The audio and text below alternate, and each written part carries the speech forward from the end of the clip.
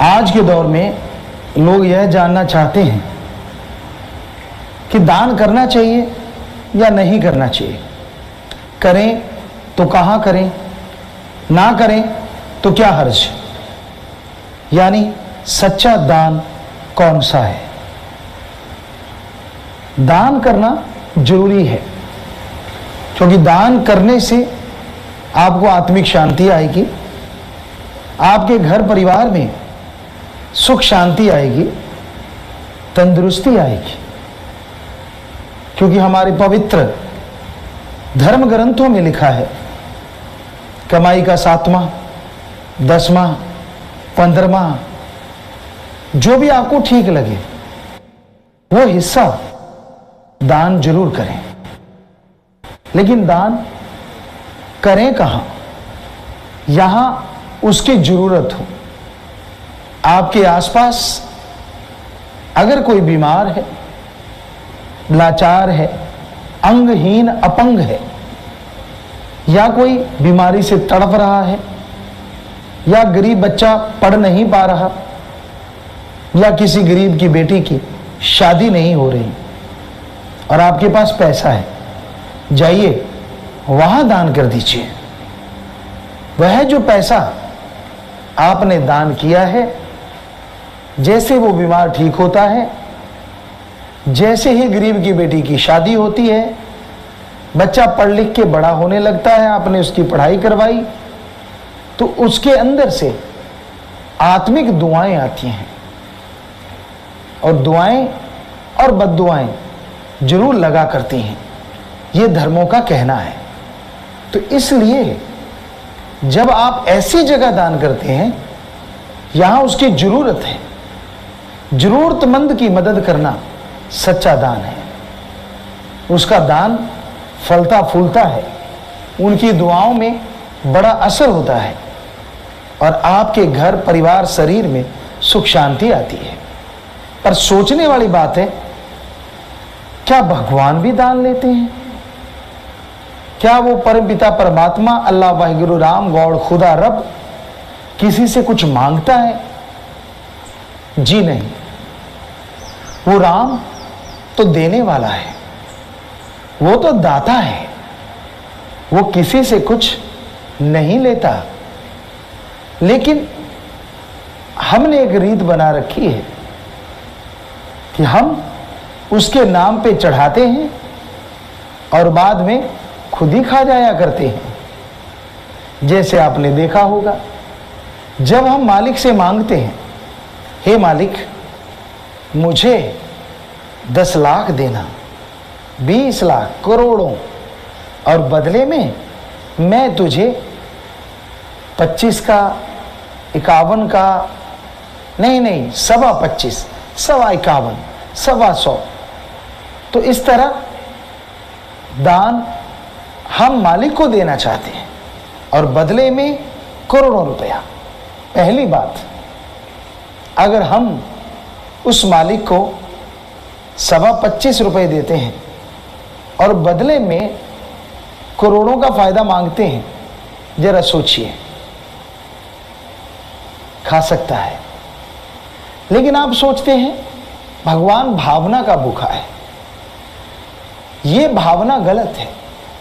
25.25 की जगह आप सिर्फ 25 का प्रसाद, यानी 25 पैसे का प्रसाद मालिक को देते हैं। जरा सोचिए, पहले आपने 25.25 रुपए का कहा था, फिर आप 25 पैसे का प्रसाद देने लगे। अगर मालिक का प्रसाद होता तो क्या वो आपकी बाजू ना पकड़ लेता? मेरा 25.25 का प्रसाद यहां रखो।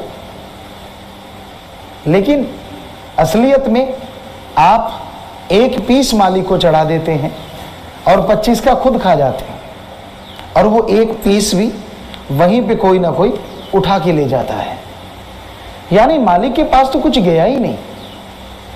आप किसी भी धार्मिक स्थान पे जाइए, कहीं भी पहुंचिए, आप जब भी वहां जाएंगे तो ये हकीकत है, मालिक कभी किसी से कुछ नहीं लेंगे, बल्कि हमारे जैसे लोग वहां चढ़ाते हैं और हमारे जैसे खा लेते हैं। मालिक के पास एक नया पैसा नहीं जाता। आप पता नहीं कैसे सोच लेते हैं कि मालिक हमसे कुछ लेगा।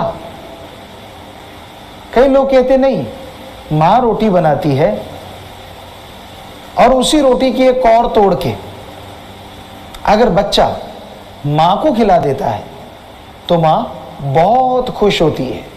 हालांकि रोटी भी मां ने बनाई, लेकिन फिर भी बच्चा अगर एक और मां को खिला देता है तो मां खुश हो जाती है, क्योंकि मां भावना से खुश हो गई। आपने सही कहा, अगर एक और मां को खिला दी जाए, छोटा सा नन्हा सा बच्चा नन्हे नन्हे हाथों से मां को कौर खिलाता है तो मां खुश हो जाती है। हालांकि सामान सब मां का है, लेकिन क्या आप एक कौर भगवान को अपने हाथों से खिलाते? क्या उसने वो कौर खाई? आपने जो प्रसाद मालिक को दिया, आप जो प्रसाद की मन्नत मांग के वहां गए, क्या वो एक पीस मालिक ने उठा के खाया? अगर नहीं खाया तो आप कैसे कह सकते हैं कि उनकी भावना पूर्ण हो गई? जो हमें बनाने वाला है, क्या वो हमारे बनाए सामान लड्डू, पेड़े, बर्फी, नारियल, घी, दूध नहीं बना सकता? बना सकता है। तो जो हमें सब कुछ खिलाने वाला है, उसे हम क्या खिला सकते हैं? फिर भावना कैसी होनी चाहिए? श्रद्धा, भावना बहुत जरूरी है। जब आप दान करते हैं, जब दान करने लगो तो आपके दिलो दिमाग में सच्ची श्रद्धा, सच्ची भावना हो। बीमार का इलाज करना, आप उसकी बीमारी का इलाज करवा रहे हैं। आपकी श्रद्धा भावना यही है कि ये ईश्वर की औलाद है, मैंने इसका इलाज करवाना ही करवाना है, मैंने इसे तंदुरुस्त करना है। अगर सच्ची भावना से, श्रद्धा से आप उसका इलाज करवाएंगे तो कुछ तो डॉक्टर की दवाइयों से, कुछ आपकी भावना से उसका इलाज हो जाएगा, वो तंदुरुस्त हो जाएगा। पर उसकी दुआएं सब आपके लिए होंगी।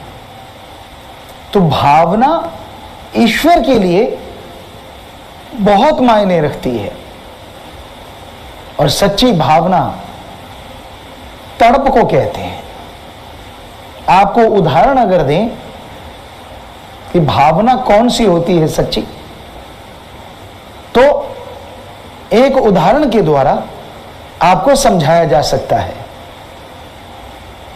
किसी का एक ही बेटा हो और मालिक ना करे, उस पर कोई मुसीबत आ जाए, या किसी का एक बेटा हजारों किलोमीटर दूर काम धंधा कर रहा है और वहां कोई दुर्घटना हो जाती है, पता नहीं चलता कि बेटा जिंदा है, बीमार है, उसके चोट लगी, कैसा है, तो आप फोन करते हैं, टीवी पे कोशिश करते हैं देखने की, पर पता नहीं चलता कि आपके बेटे को क्या हुआ।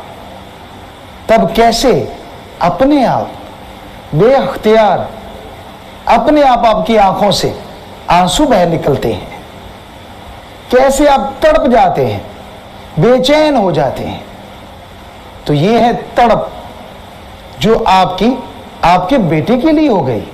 यह है श्रद्धा जो आपके बेटे के लिए है।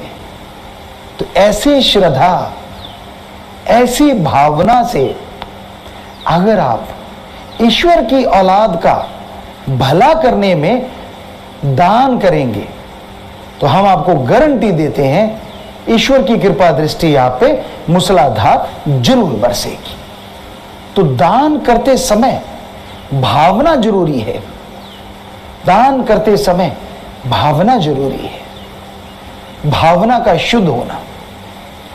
अगर आप ठगी मारते हैं, अगर आप बेईमानी करते हैं, अगर आप किसी का हक मार के खाते हैं, किसी की कमाई का हिस्सा हड़प जाते हैं, कितना भी दान करते रहिए, उस पैसे का कोई फायदा नहीं, क्योंकि वो फलेगा फूलेगा नहीं।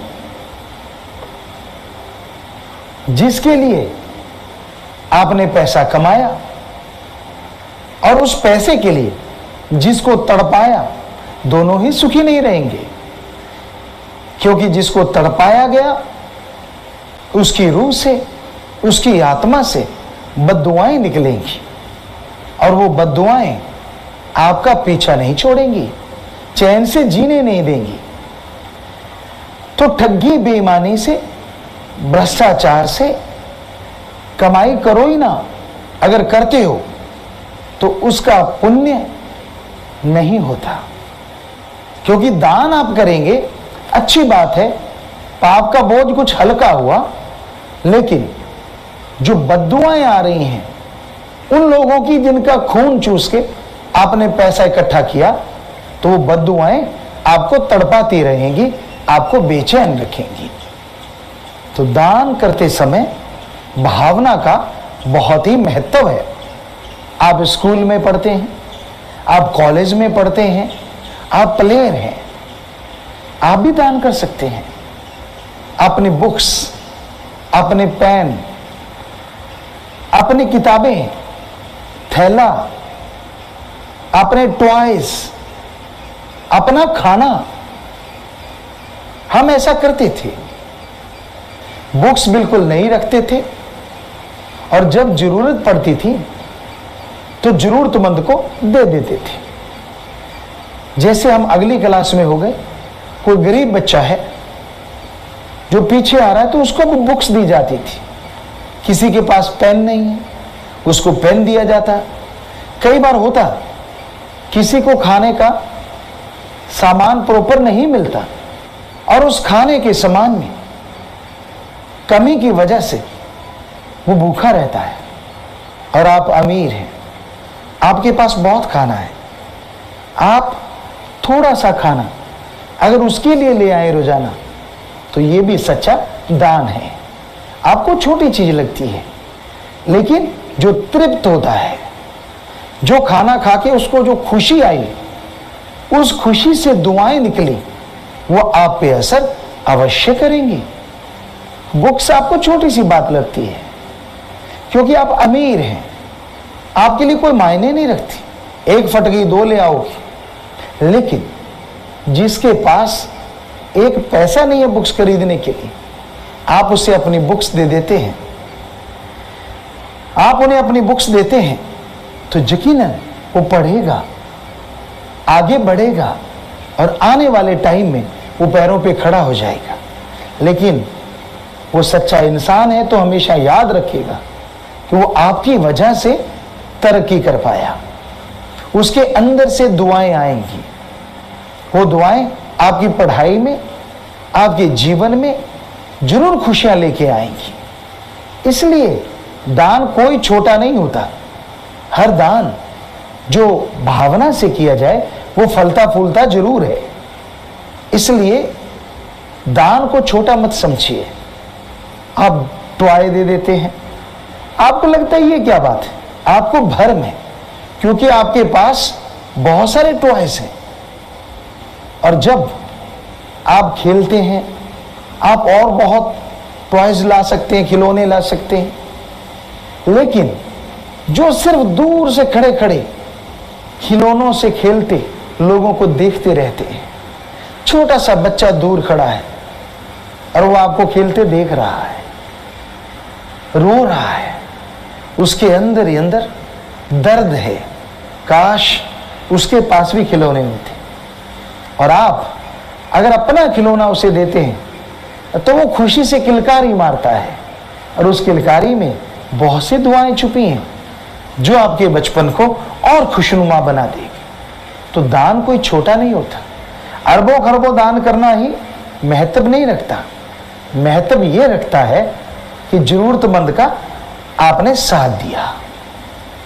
अंधा रोड पार करने के लिए खड़ा है, सड़क पार नहीं कर पा रहा। आप गाड़ी रोकते हैं, उतरते हैं, कोई शान में फर्क नहीं पड़ता, और उस अंधे का हाथ पकड़ के रोड क्रॉस करवा देते हैं। उसके अंदर से निकलने वाली दुआएं आपको एक्सीडेंट से भी बचा सकती हैं, परेशानियों से बचा सकती हैं। इसलिए दान कोई छोटा नहीं होता, कोई बड़ा नहीं होता। दान भावना से किया जाए और सही जगह किया जाए, वही सही दान होता है। कई बार होता है आपके घर पे कोई हट्टा कट्टा मांगने आ गया, आप कहते हैं जी भिखारी आया है, दान तो करना ही चाहिए, आप उसे दान कर देते हैं। आगे देखिए क्या होता है, वो आपके दान से नशा करता है।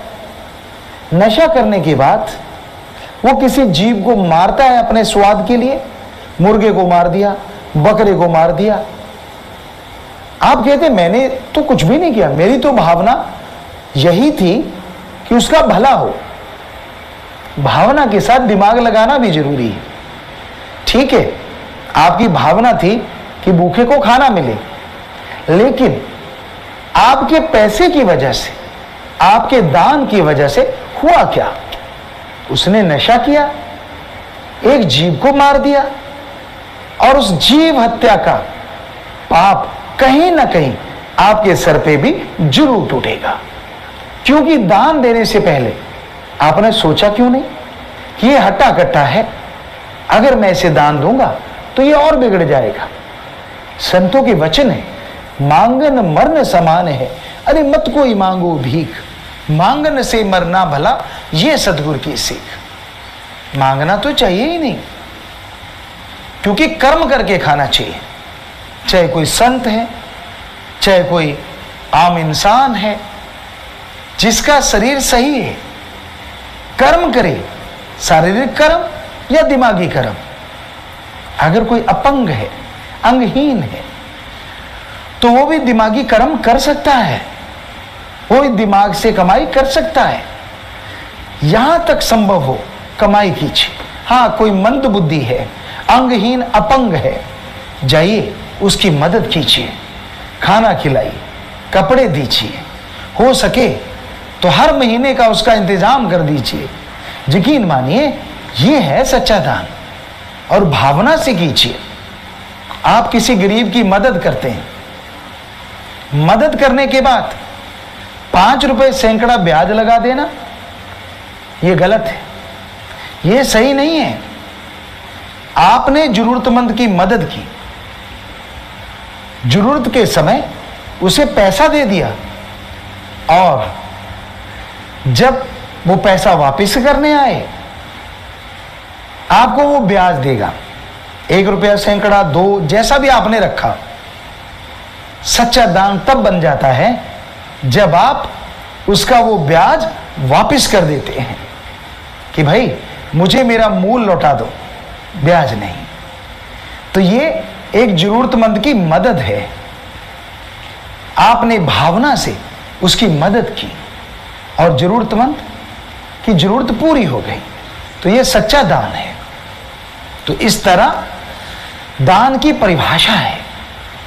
जिसके पास पहले ही बहुत कुछ है, उसे अगर आप और देते हैं तो वो पैसा, आपका दिया हुआ पैसा, आपके काम नहीं आता, क्योंकि उसके पास पहले ही बहुत है, और आपने चढ़ावा चढ़ा दिया तो कोई दुआएं नहीं निकलेंगी, कोई बद्दुआएं नहीं निकलेंगी।